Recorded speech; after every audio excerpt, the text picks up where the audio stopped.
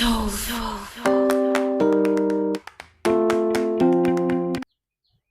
Friends, ನಾನು ನಿಮ್ಮ ಮಳವಳ್ಳಿ ಮಂಜ. ಇವತ್ತೇನಪ್ಪ ಅಂದರೆ ರಾಮಾಯಣದ್ದು 2 ಕತೆಗಳು ತಂದಿದ್ದೀನಿ. ರಾಮಾಯಣದ್ದು 2 ಕತೆಗಳು ಏನಪ್ಪ ಅಂದರೆ ಒಂದು ನವಿಲಿನ ಕತೆ, ಇನ್ನೊಂದು ಕೇಸರಿ ಕುಂಕುಮದ ಕತೆ. 2 ಕತೆಗಳು. ಈ 2 ಕತೆಗಳು ಕೂಡ ರಾಮಾಯಣಕ್ಕೆ ಸಂಬಂಧಪಟ್ಟಿರೋದೆ. ಮೊದಲನೇ ಕತೆ ನವಿಲಿನ ಕತೆ ನೋಡೋಣ. ನವಿಲಿನ ಕತೆ ಏನಪ್ಪಾ ಅಂದ್ರೆ, ನೀವು ಮಹಾಭಾರತದಲ್ಲಿ ಕೃಷ್ಣನ್ ನೋಡಿರ್ಬೋದು. ಕೃಷ್ಣನ ಕಿರೀಟದಲ್ಲಿ ನವಿಲ್ಗರಿ ಇರ್ತದೆ.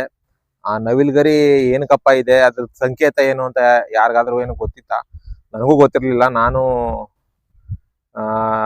ಕೇಳಿ ನೋಡಿ ತಿಳ್ಕೊಂಡೆ. ಆ ನವಿಲ್ಗರಿ ಇರೋದಕ್ಕೆ ಒಂದು ಬಲವಾದ ಕಾರಣನೇ ಇದೆ. ಆ ನವಿಲ್ಗರಿ ಏನಕ್ಕಪ್ಪ ಕೃಷ್ಣನ್ ಕಿರೀಟದಲ್ಲಿ ಇತ್ತು ಅಂದ್ರೆ, ಬಟ್ ಅದು ರಾಮಾಯಣದಲ್ಲಿ ನಡೆದಿರುವಂತ ಕತೆ. ಅದು ಮಹಾಭಾರತಕ್ಕೆ ಕೃಷ್ಣನ ಕಿರೀಟಕ್ಕೆ ನವಿಲ್ಗರಿಯಾಗಿ ಬಂದಿರುತ್ತೆ. ಅದೇನಪ್ಪಾ ಅಂತಂದ್ರೆ, ರಾಮಾಯಣ ಎಲ್ಲರೂ ಕೇಳಿರ್ತೀರಾ. ರಾಮ ಸೀತೆ ಕಾಡ್ಗೋಗ್ತಾರೆ. ರಾಮ ಸೀತೆ ಕಾಡ್ಗೋದಂತ ಕಾಲದಲ್ಲಿ ಅವರು ಇರ್ಬೇಕಾದ್ರೆ ಅವರು ನದಿ ತೀರದಲ್ಲಿ ಹುಡುಕ್ತಾ ಇರ್ತಾರೆ. ಕೆಲವೊಂದ್ ಕಡೆ ನೀರ್ ಸಿಗಲ್ಲ ಅವ್ರಿಗೆ.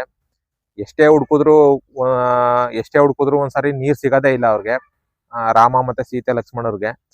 ಸಿಗದೆ ಇದ್ದಾಗ ಇವ್ರು ಏನ್ ಮಾಡೋದಪ್ಪ ಮುಂದೆ ಅಂತ ನೋಡ್ಕೊಂಡು ಹುಡಿಕೊಂಡು ಹೋಗ್ತಾ ಇರ್ಬೇಕಾದ್ರೆ ಅವ್ರಿಗೆ ಒಂದು ನವಿಲ್ ಸಿಗ್ತದೆ. ಆ ನವಿಲ್ ಸಿಕ್ಕಿ ಏನ್ ಮಾಡ್ತದೆ, ಆ ನವಿಲು ಹೇಳ್ತದೆ, ನಾನ್ ನಿಮ್ಗೆ ತೋರಿಸ್ತೀನಿ, ನೀರ್ ಎಲ್ಲಿದೆ ಅಂತ ನಾನು ನಿಮ್ಗೆ ತೋರಿಸ್ತೀನಿ, ನೀವು ನನ್ನ ಹಿಂಬಾಲಿಸ್ಕೊಂಡ್ ಬನ್ನಿ ಅಂತ ಆ ನವಿಲ್ ಹೇಳ್ತದೆ. ಆ ನವಿಲ್ ಹೇಳ್ದಂಗೆನೆ ಹಿಂಬಾಲಿಸ್ಕೊಂಡು ಹೋಗ್ಬೇಕಾದ್ರೆ ಅವ್ರಿಗೆ ಹೆಂಗ್ ಗೊತ್ತಾಗುತ್ತೆ ಅಂದ್ರೆ, ನಾನು ನನ್ನ ಪುಕ್ಕನ ಬಿಡಿಸ್ಕೊಂಡು ಹೋಗಿರ್ತೀನಿ, ಆ ಪುಕ್ಕನ ನೋಡ್ಕೊಂಡು ನೀವು ಆ ದಾರಿನಲ್ಲಿ ಬನ್ನಿ ಅಂತ ಆ ನವಿಲ್ ಹೇಳಿರ್ತದೆ. ಬಟ್ ನವಿಲುಗಳಿಗೆ ಪುಕ್ಕ ಬೀಳೋದು ಒಂದು ಟೈಮ್ ಇರ್ತದೆ. ಅಂದ್ರೆ ಒಂದು ಸೀಸನ್. ನಾವು ಈಗ ಒಂದು ಮಾವಿನ ಸೀಸನ್ ಆಗ್ಬೋದು, ಬೇರೆ ಬೇರೆ ಸೀಸನ್ಗಳಂತ ಏನ್ ಹೇಳ್ತೀವೋ ಅದೇ ರೀತಿ ಒಂದು ಸೀಸನ್ ಇರ್ತದೆ. ಆ ಸೀಸನ್ ಅಲ್ಲಿ ಮಾತ್ರನೇ ಪುಕ್ಕಗಳು ಬೀಳೋದಕ್ಕೆ, ಇಲ್ಲ ಅಂತಂದ್ರೆ ಬೀಳಲ್ಲ.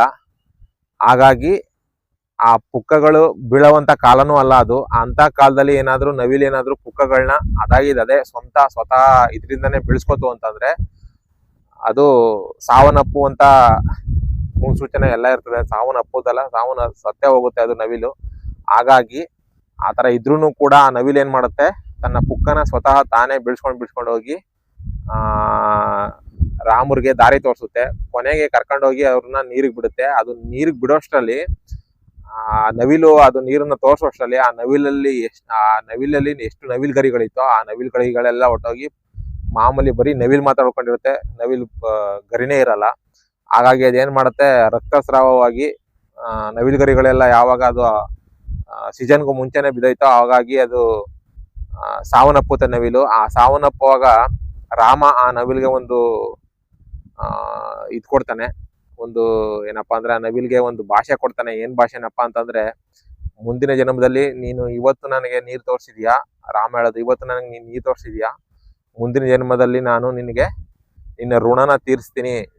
ಈ ಋಣನ ನೀನು ನೀರ್ ಕೊಟ್ಟಿರೋ ಋಣನ ನಾನು ನಿನ್ಗೆ ಮುಂದಿನ ಜನ್ಮದಲ್ಲಿ ತೀರಿಸ್ತೀನಿ ಅಂತ ಆ ನವಿಲ್ಗೆ ಶಪಥ ಮಾಡ್ತಾನೆ, ಭಾಷೆ ಕೊಡ್ತಾನೆ.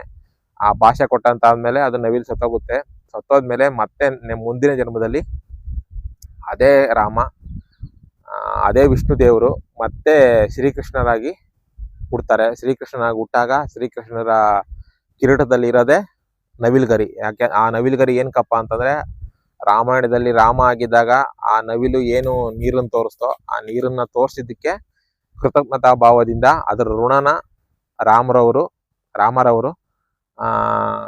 ಕೃಷ್ಣನ ಅವತಾರದಲ್ಲಿ ಬಂದಾಗ ಅದಕ್ಕೆ ಅವರ ಕಿರೀಟದಲ್ಲಿ ಆ ನವಿಲ್ಗರಿನ ಸಿಕ್ಕಿಸ್ಕೊಂಡು ಅದು ಋಣನ ತೀರಿಸ್ತಾರೆ ಅಂತ ಹೇಳ್ಬೋದು. ಇದೊಂದು ಕತೆ ಆಯ್ತು. ಇನ್ನೊಂದು ಕತೆ ಏನಪ್ಪಾ ಅಂತಂದ್ರೆ ಕೇಸರಿ ಕುಂಕುಮದ ಕತೆ. ಕೇಸರಿ ಕುಂಕುಮದ ಕತೆ ಏನಪ್ಪಾ ಅಂತಂದ್ರೆ, ಸೀತಾಮಾತೆ ಒಂದು ದಿನ ರೆಡಿ ಆಗ್ತಾ ಇರ್ಬೇಕಾದ್ರೆ, ಅಂದ್ರೆ ಶೃಂಗಾರಗೊಳ್ತಾ ಇರ್ಬೇಕಾದ್ರೆ ಕೇಸರಿ ಕುಂಕುಮನ ಅವರು ಹಣೆಗಚ್ಕೋತಾ ಇರ್ತಾರೆ. ಕೇಸರಿ ಕುಂಕುಮ ಹಣೆಗಚ್ಕೋತಾ ಇರುವಾಗ ಅದು ಸೀತಾಮಾತೆ ಹತ್ರ ಇರ್ತದೆ. ಇವತ್ತು ನಾವೇನು ಇದು ಆಂಜನೇಯನಿಗೆ ಸಂಬಂಧಪಟ್ಟಿರೋದು. ನಾವೇನು ಇವತ್ತು ಆಂಜನೇಯನ ಕೇಸರಿ ನಂದನ ಅಂತ ಕರಿತೀವಿ. ಆಲ್ರೆಡಿ ಕೇಸರಿ ನಂದನ ಅಂತ ಅವ್ರು ಕರಿತೀವಿ. ಬಟ್ ಕೇಸರಿ ನಂದನ ಅಂತ ಹೆಸರು ಬರೋಕ್ಕೆ ಕಾರಣನೇ ರಾಮ ಅಂತ ಹೇಳ್ಬೋದು. ಕೇಸರಿ ನಂದನ ಅಂತ ಹನುಮಂತನಿಗೆ ರಾಮನೇ ಹೆಸರು ಕೊಟ್ಟಿದ್ದು. ಆ ಕೇಸರಿ ಯಾರ ಹತ್ರ ಇರ್ತದೆ ಅಂದ್ರೆ ಸೀತಾ ಮಾತಾ ಹತ್ರ ಇರ್ತದೆ. ಸೀತಾ ಮಾತೆ ಅದು ಹಚ್ಕೊಳ್ಳುವಾಗ ಹನುಮಂತ ನೋಡ್ತಾನೆ. ಹನುಮಂತ ನೋಡಿ ಇದೇನು ತಾಯಿ ಅಂತ ಕೇಳಿದಾಗ ಇದು ಈ ರೀತಿ ಕೇಸರಿ, ಇದನ್ನ ನಾವು ಹಚ್ಕೊಂಡ್ರೆ ನಾವು ಯಾರನ್ನ ತುಂಬಾ ಪ್ರೀತಿ ಮಾಡ್ತೀವೋ, ತುಂಬಾ ಇಷ್ಟಪಡ್ತೀವೋ ಅವ್ರಿಗೆ ಆಯುಷ್ ಹೆಚ್ಚಾಗುತ್ತೆ, ಆರೋಗ್ಯ ಹೆಚ್ಚಾಗುತ್ತೆ ಅಂತ ಸೀತಾ ಮಾತೆ ಹೇಳಿದಾಗ ಹನುಮಂತ ಏನ್ ಮಾಡ್ತಾನೆ, ಪೂರ್ತಿ ಕೇಸರಿನ ತಗೊಂಡು ಪೂರ್ತಿ ಅವನ ದೇಹಕ್ಕೆಲ್ಲ ಹಚ್ಕೊಬಿಡ್ತಾನೆ. ಯಾಕೆಂದ್ರೆ ಅವರು ಹನುಮಂತ ಶ್ರೀರಾಮನ ಭಕ್ತ.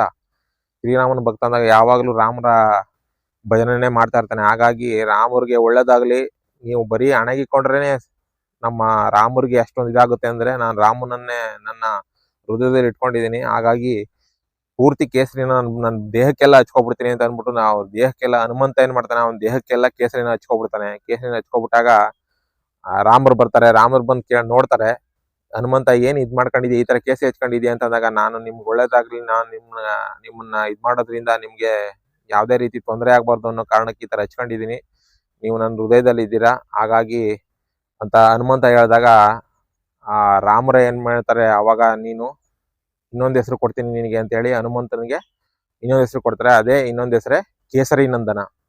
ಕೇಸರಿ ನಂದನ ಅಂತ ರಾಮ ಹನುಮಂತರಿಗೆ ಬಿರುದು ಕೊಡ್ತಾರೆ, ನೀನು ಕೇಸರಿ ನಂದನ, ಹಾಗಾಗಿ ನೀನು ಜನ್ಮ ಜನ್ಮಾಂತರಗಳಿಗೂ ಚಿರಂಜೀವಿಯಾಗಿರ್ತೀಯ ಅಂತ. ಅಲ್ಲೂ ಕೂಡ ಅವ್ರಿಗೆ ಹನುಮಂತರಿಗೆ ಚಿರಂಜೀವಿ ವರ ಕೊಡ್ತಾರೆ. ಜೊತೆಗೆ ಕೇಸರಿ ನಂದನ ಅಂತ ಒಂದು ಬಿರುದು ಕೂಡ ಬರುತ್ತೆ. ಹಾಗಾಗಿ ರಾಮ ಮತ್ತೆ ಹನುಮಂತರ ನಡುವೆ ಈ ರೀತಿ ಮಾತುಕತೆಯಾಗಿ ಕೇಸರಿ ನಂದನ ಆಗಿದ್ದೆ ನಮ್ಮ ಹನುಮಂತ. ಆ ಕೇಸರಿ, ಅದಕ್ಕೆ ಇವಾಗ ನಾವು ಯಾವುದೇ ಹನುಮಂತನ ದೇವಸ್ಥಾನಕ್ಕೆ ಹೋಗ್ಲಿ, ಆ ಹನುಮಂತನ ದೇವಸ್ಥಾನದಲ್ಲಿ ಕೇಸರಿ ಬಣ್ಣದಿಂದ ಕೂಡಿರ್ತಕ್ಕಂಥ ಕುಂಕುಮ ಇರ್ತದೆ ಹೊರತು ಯಾವುದೇ ರೀತಿ ಕೆಂಪು ಕಲರ್ ಕುಂಕುಮ ಏನಿದೆ, ಕೆಂಪು ಕಲರ್ ಕುಂಕುಮ ಇರಲ್ಲ. ಬರೀ ಏನಿದ್ರು ಕೇಸರಿ ಆಗಿರ್ತಕ್ಕಂಥ ಕುಂಕುಮ ಇರುತ್ತೆ ಆಂಜನೇಯನ ದೇವಸ್ಥಾನದಲ್ಲಿ. ಹಾಗಾಗಿ ಅದನ್ನ ರಾಮರು ಆಂಜನೇಯರಿಗೆ ಕೊಟ್ಟಿರುವಂತ ವರ ಅಂತ ಹೇಳ್ಬೋದು. ಕೇಸರಿ ನಂದನ ಅಂತ ಹೆಸರು ಕೂಡ ಬಂದಿರೋದು ಇದರಿಂದಾನೆ. ಈ ಎರಡೂ ಕಥೆಗಳು ಕೂಡ ರಾಮಾಯಣಕ್ಕೆ ಸಂಬಂಧಪಟ್ಟಿರೋವು. ಹಾಗಾಗಿ ಇದೊಂದು ವಿಚಾರಗಳನ್ನ ತಿಳಿಸ್ಬೇಕು ಅಂತ ಈ ವಿಡಿಯೋ ಮಾಡಿದೆ. ಹಾಗೇನೆ ನನ್ನ Malavalli Mandya YouTube channel subscribe ಮಾಡ್ಕೊಂಡು ವಿಡಿಯೋಗಳನ್ನ ನೋಡಿ ಅಂತ ಹೇಳ್ತಾ ಈ ವಿಡಿಯೋ ಮುಗಿಸ್ತಾ ಇದ್ದೀನಿ. ಈ ವಿಡಿಯೋ ನೋಡಿದ್ದಕ್ಕೆ ತುಂಬಾ ಥ್ಯಾಂಕ್ಸ್.